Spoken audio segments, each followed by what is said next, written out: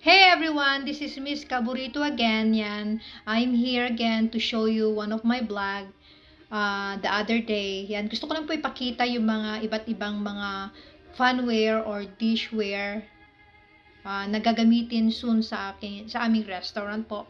Yan, yung gagamitin po natin ay iba't ibang klase ng animals po. Yan. It is unique po kasi kadalasan po ng restaurant po gumagamit sila ng plates, pero sa aming restaurant po, yan, sa The Burrito Hub po, gagamitin po natin ay mga animals po. Yan yung mga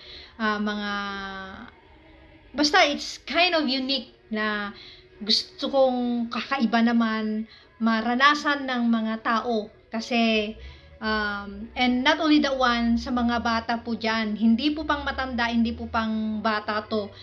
Yan, kaya pati tiyan po matutuwa kasi masarap po yan yung mga isi-serve po natin. Yan, I am all inviting you guys na na uh, na na puntahan yan. Try our food yan. Original po na Mexican food po yan.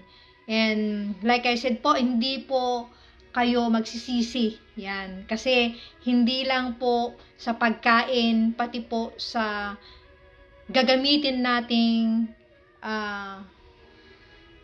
dishware po. Yan. Kaya, alright, yan. Tulad ng sabi ko, salamat po and hope that you guys continue supporting my blog. Last but not least, don't forget to subscribe and follow Miss Kaburito po. Yan. Thank you po. God bless you.